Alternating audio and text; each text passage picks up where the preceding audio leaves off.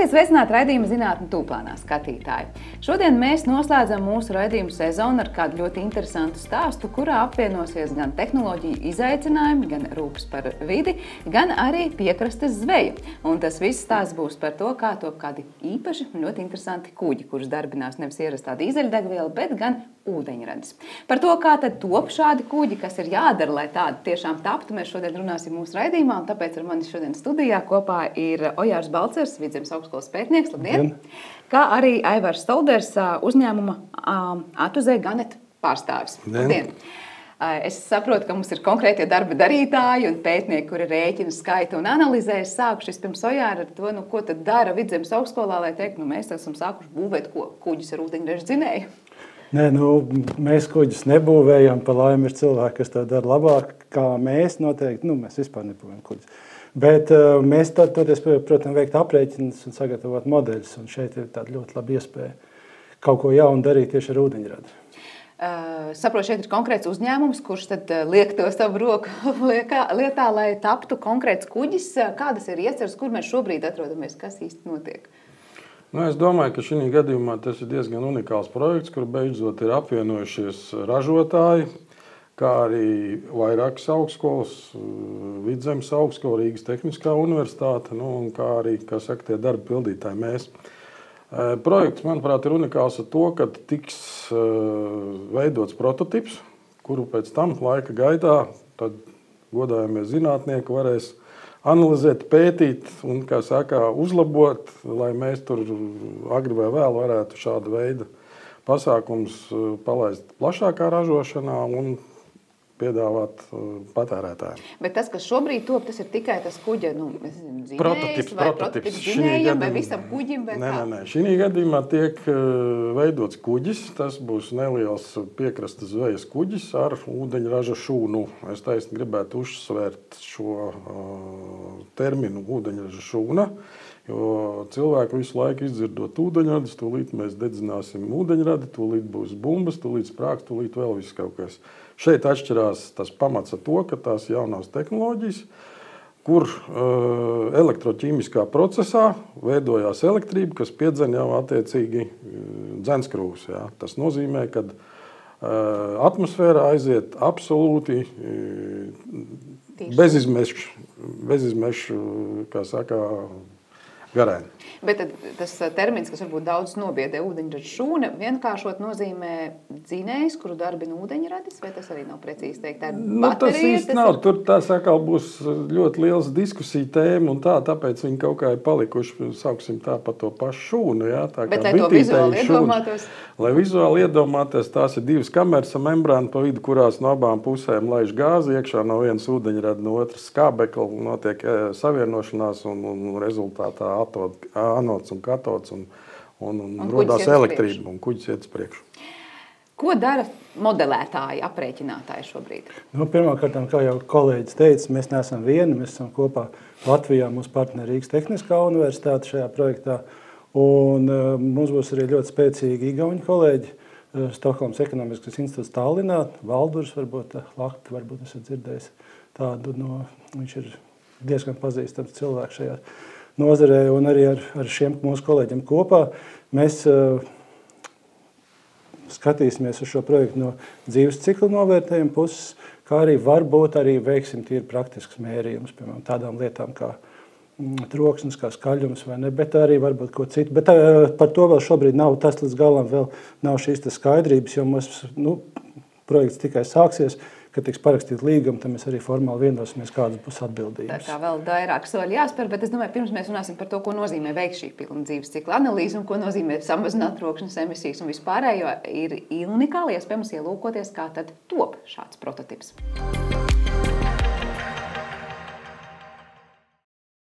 Cilvēkdarbības rezultātā arvien vairāk tiek ietekmēta mūsu apkārtējā vide, tā skaitā jūra. Projektā H2SEAS pētnieki meklē risinājumu, kā samazināt dīzeļdzinēju izplūdes gāzu un eļļas piesārņojumu, ko rada mazie zvejas kuģi.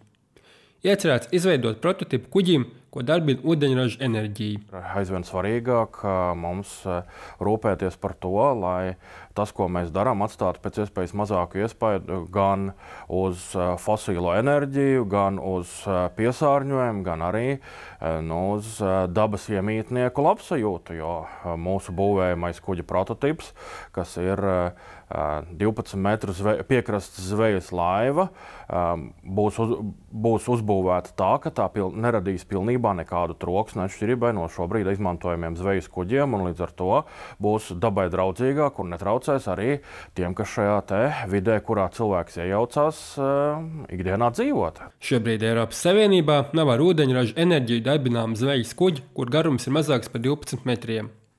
Projekta pārstāvji norāda, ka jaunās tehnoloģijas prezentēs cilvēkiem, kur savā ikdienā šādus kuģus varētu arī reāli izmantot.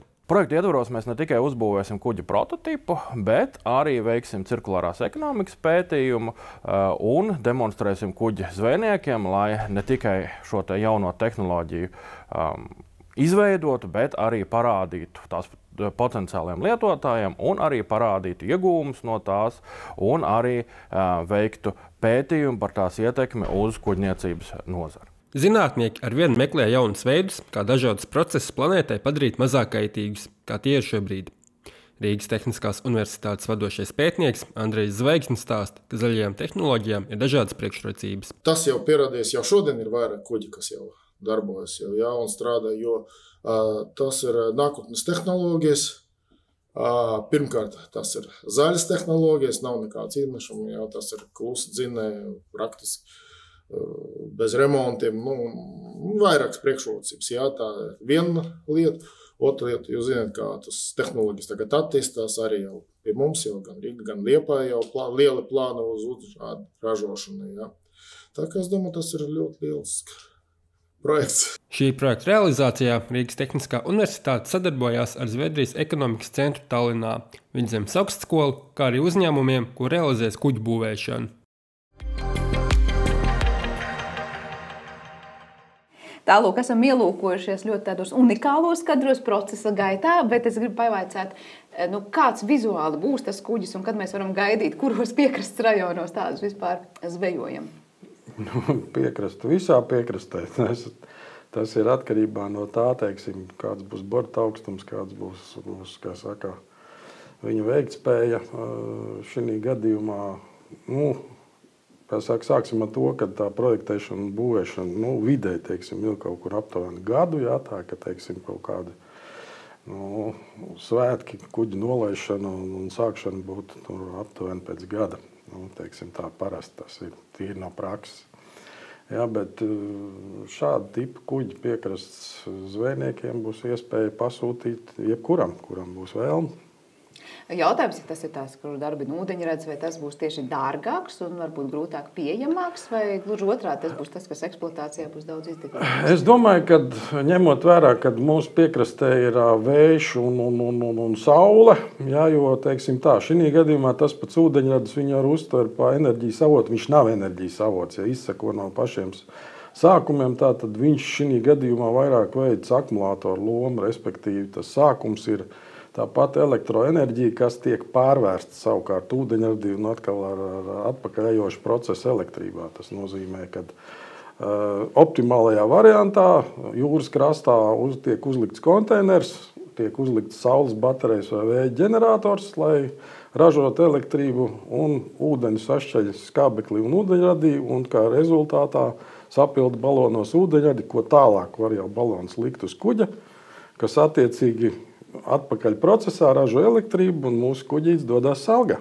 Bet kādi tur laikapstākļi ietekmētu, tas būtu ļoti no svāra, piemēram, tur nezinu, kādā vētrā tagad iekļūst šis kuģis? Tas ir atkarīgs no tā jau tīri, kā kuģis ir projektēts, cik lielā vētrā viņš ir domāts, šitā gadījumā. To jau pēc individuāli, kas kuram ir vajadzīgs, kuram lielāks, kuram mazāks, tāpēc vienmēr uzskata, ka ir tipveida zvejas kuģi, sevišķi viena no sarežģītākajiem pasaulē, jo tāpēc katram zvejniekam ir savs vēlms. Un galvenais atšķirās pirmām kārtām ar aprīkojumiem. Teiksim, it kā pēc parametriem pēc visi kuģi vienādi, bet tas aprīkojums, kas ir uz kuģiem, ļoti stipri atšķiras. Tā kā nebūtu uz piekrastes zvejniekam jāsatraucās, ka būtu īpaši jāapmācās, kā ar tādu darboties sarežģīti krasta. Šī gadījumā viņš pat būs stipri vienkāršāks. Ja tur jums eksploatācijas procesā ir jāmaina eļļas, jāskatās, kas ko notiek, tad šī gadījumā tas ir elektromotors, tas ir, kā saka, ļoti vienkāršs apkops un teiksim tā arī mūsu uzņēmums, kā saka, jau strādā pie jautājuma ar tīri nelielu tādu apmācību, kas vadīs un eksploatēs šos kuģus. Tā kā var teikt, tas būs tās Latvijas, nezinu, vai veiksmes stāsts, vai īpašais solis, kurā mēs varam piedāvāt arī citiem kaut ko interesantu. Paskatieties, kā mums sanāca, un varbūt tur Igaunijas vai Lietuvas piekrastē. Nē, pasaulē jau ļoti daudz šiem strādā. Pirmie sāk strādāt Japāņi, un to, ko jau es teicu, ka, teiksim, tur arī mājasemniecībās ļoti daudz izmanto ūdeņradi. Vēl kādu laiku apakaļ es vismaz skatījos pēc statistikai 90,000 mājasemniecībām paši mājās ražo ūdeņradi. Viņi gan izmanto taisni automobīļu uzpildīšanai, bet šitā gadījumā mums, manuprāt, liela priekšrocība būtu taisni nelieliem kuģīšiem. Jā, jo kuģniecībā tiešām tie izmeši, kas rodas, ir gan ievērojami, par tiem daudz tiek runāts, arī par trokšņu piesārņojumu. Par to visu mēs parunāsim arī pēc nelielas reklāmas pauzes.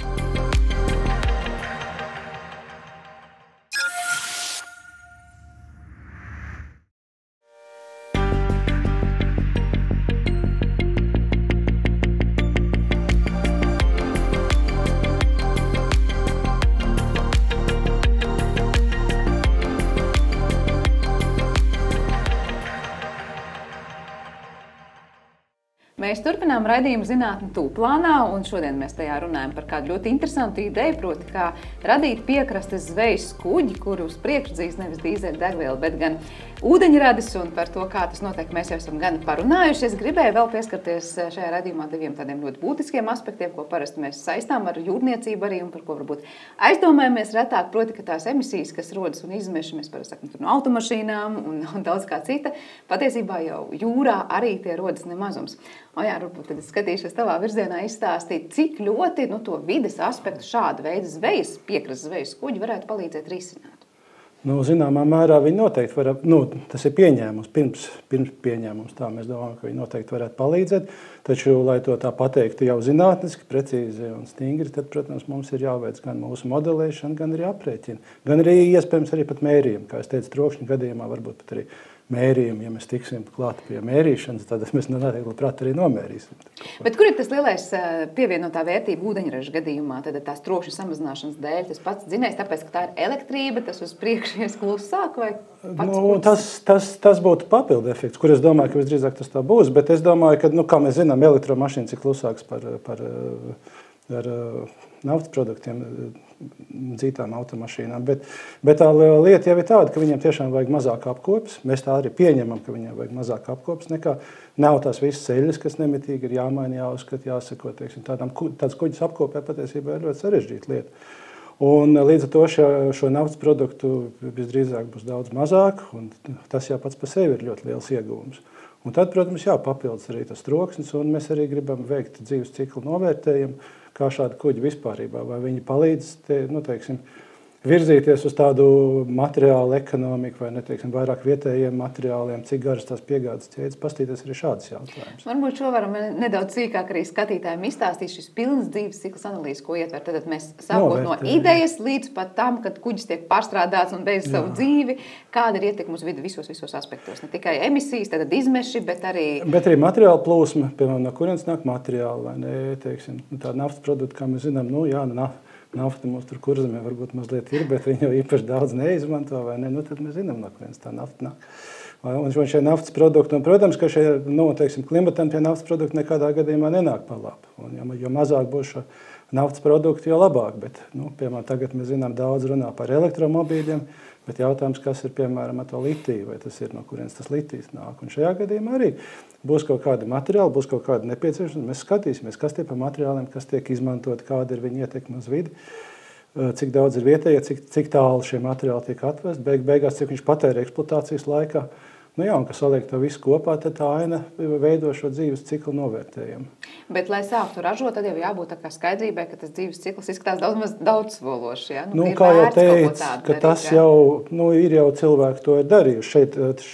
Šis ir unikāls ar to, ka tas tiek 12 metru kuģim tiek piemērots, kas patiesībā ir salīdzinoši neliels kuģis vai nepiekrasts kuģīts, vai ne? Un skatīties, vai tur tas arī ir, cik tas ir ekonomiski pamatots arī, un cik tas tieši no vidas ziņas ir pamatots. Par tiem materiāliem runājot, vai ražotājiem, ja gadījumā kaut kas nav aprēķināts tā, kā vajadzētu videi un citādi draudzīgi, lai būtu iespēja izvēlēties ko citu, kādas ir vispār alternatīvas? Priekš tam arī zinātnieki mums taisa projekti, kas jau, es domāju, ka galīgi nekļūdīsies, lai neizvēlētos kaut kāds nepareizs materiāls. Tā ka mēs šī gadījumā jau tikai, realizējam viņu tur aprēķins un projektu dzīvē. Bet citreiz saka tā, ka zinātnieki saka kaut ko, kas reāli darītājiem ir vai nereāli, vai neizdevīgi, vai nerentabli. Ne jau pavelti saka, ka teorija no prakses brīžiem atšķirās pa 180 grādiem, bet tieši tāpēc ir abas puses, lai apsēstos un atrast risinājumu. Jā, un citreiz tas risinājums ir stipri vienkāršāks un pieņemamāks pat bieži visām pusēm.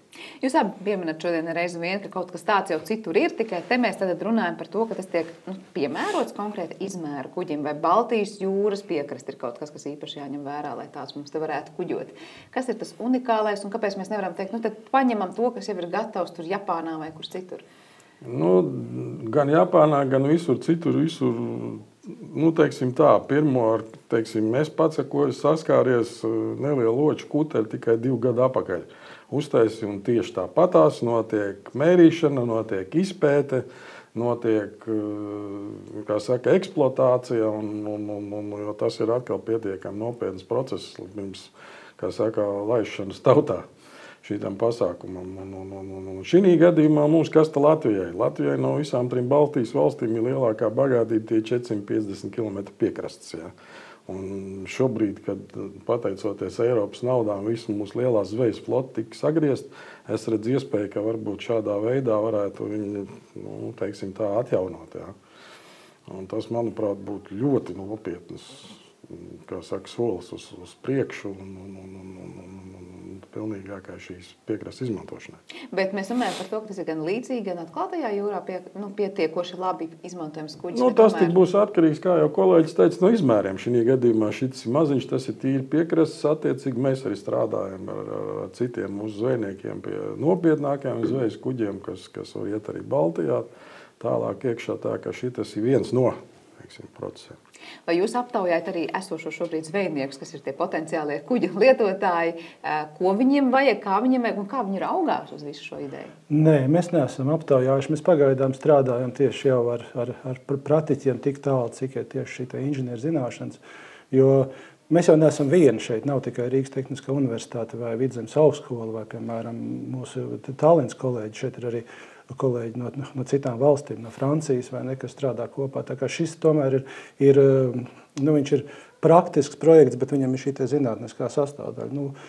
Par to, kā būs ar zvejniekiem, mēs paļaujamies, ka cilvēki prot uzbūvēt zvejas kuģi labāk nekā mēs. Tā kā eksperti to ir novērtojuši, piešķirot līdzekļus, es domāju, ka tā visdrīzāk arī ir. Bet jūs teicāt, katram zvejniekam tās savas prasības un tas, ko viņš grib, tāpēc tie zvejas kuģi varbūt ir tāds liels izaicinājums un sarežģīta lieta. Cik lielā mērā tas zvejnieks tiek iesaistīts vispār kaut kādā procesā vai beigās pasaka, lūk, šeit ir gatavs produkts, ņem un lieto, bet varbūt ir pēc tam, kas šāku man nedara? Nē. Vienmēr ir, kuģi būvē nekad nav tā, mēs strādājam principā uz pasūtījumu.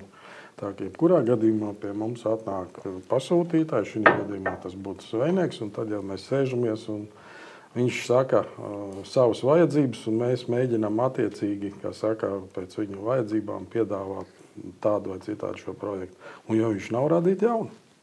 Vai jums ir pamats bažām, ka varbūt Latvijā tāda konservatīva zvejnieka, kas pateiks, man ir bail ar tādu ūdeņraža dzīti uz priekšu, kuģi doties zvejā, es labāk palikšu pie savu vecā pārbaudītā? Es jau teicu, ka mēs jau strādājam ar Latvijas zvejniekiem jau pie citiem kuģiem, tāpēc, ja tas kaut kādu 3-4 gadu atpakaļ, tad visi jau skatījās, uz ūdeņrada ar, zināmām bažām.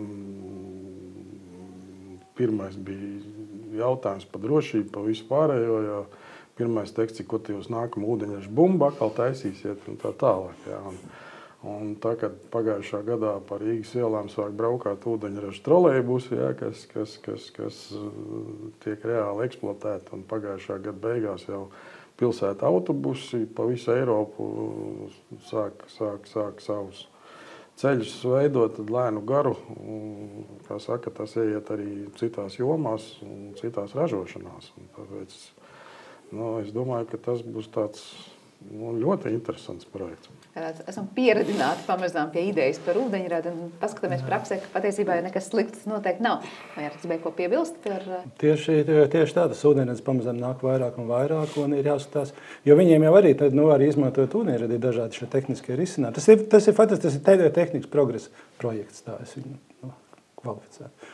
Un mums konkrēti, teiksim, mums augstskola, Vidzemes augstskola, kur mēs tagad esam, mums tā ir iespēja ir arī palielināt noteikti savu kapacitāti tieši uz šo dzīves ciklu pieeja novērtējumu. Bet kādu jomu zinātnieki iesaistās šajā novērtēšanā? Tie ir tehniskie, tad fiziķi, ķīmiķi nāk tālāk, vai tie ir vides zinātnieki, vai tie ir modelētāji? Kas ir? Gan. Visi no iepriekš nosauktiem. Es vēl pieminētu arī matemātiķus, arī daži datoriķus noteikti, vai ne? Droši vien varbūt kādam skatītājiem šobrīd liktos, bet kā var aprēķināt, piemēram, vai nomodelēt to īsto kuģi darbībā konkrētajos apstākļos? Varbūt var nedaudz ieskicēt, kas tiek ņemts vērā? Mums ir bijuši daži projekti, kur mēs esam kaut ko līdzīgu darījuši, ne kaut ko tik lielu un tik nopietnu, bet mēs esam veikuši dažas šīs te dzīves cikla analīzes, un tad pārsvarā tas ir tā, vai ne, vai šis te produkts, piemēram, viņam ir iespējams samazināt to ekoloģisko pēdu, ko varbūt arī par ko Latvijā te reizēm runā, ekoloģiskā pēda. Un tad mēs, piemēram, arī novērtējam, vai ir iespējams kaut kādīgi uzlabot šo ekoloģisko sniegumu, analizējam to. Protams, ne visi dati ir pieejami, dažreiz mums ir jānovērtē, un tad mums ir jāpamato, kāpēc mēs, teiksim, novērtējam tā vai citādi, ja mēs piemēram vietējiem apstākļiem.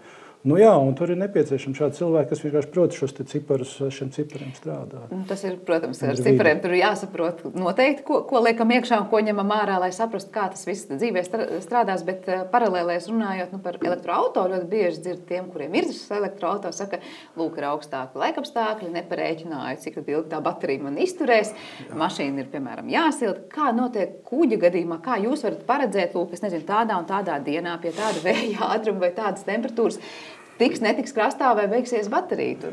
Krastā es ceru, ka viņš tiks, un kur viņš tur jūrā paliks, tad būs jābuksē uz krasta. Bet tas patiesībā ir labs jautājums, kas notiek ziemā ar zvejnieku kuģiem, vai viņi ieiet ostā, viņš ceļ ārā tāpat kā jahts. Varbūt kolēģis ir kompetentāks atbildēt uz šim. Tas ir atkarīgs, kurā vietā tas notiekās. Ja aizsalsta, protams, ka viņš ceļ ārā. Un ik sevišķi mazie piekrastes kuģīši visi rudens beigās tiek celt ārā un, kā saka, ieziemot. Patiesībā savukārt, jo mūsu laika apstākļiem jau tikai pa ziemu iet tie, kam ir kaut kāda zināma ledus klasa korpusi, lai tur ātri nedabūtu caurumu un nevis līdz krastam, bet uz lejā, tad viņš ātrumā neaiziet. Jā. Tā kā patiesībā par tiem ziemas apstākļiem, bet ir mazāk, laikam, ko jādomā, jo tā kāpēc jādomā? Tas jau viss atkal ir aprēķina. Visam taču pamatā jau, kā kolēģis teica, tik un tā ir matemātika. Jā? Tas ir vienkārši papildus enerģijas patēriņa. Tātad vienā gadījumā tev patērēs tik daudz kilovatus, Tanīs laika apstākļos patērēs tik daudz. Tas nozīmē, ka esošais resurss samazināsies uz pusi vai uz trešdaļu. Tas ir tīrākā matemātika. Tātad tīrāko matemātiku jūs liekat lietā, viss notiek, kuģis prototips kuģa patiesībā pamazām tiek projektēts un top. Jā, jūs te minējat par kuģu ieziemošanu. Mēs gatavojamies ieziemot arī mūsu raidījumu. Es teikšu paldies visiem, kas bija skatījušies mūsu sezonas garumā. Paldies, protams, viesiem šodien par šo stāstu. Atgādināšu Ojārs Balcers, Vidzemes augstskolas pētnieks un Aivars Stalders, A2Z Ganet uzņēmuma pārstāvs arī ar mums šodien bija studijā, runājām par kuģiem. Bet mūsu raidījuma sezona ir noslēgusies ar ļoti interesantiem stāstiem par dažādām zinātņu nozarēm. Teikšu uz tikšanos kādā citā reizē un lai jums jauks laiks. Visu labu!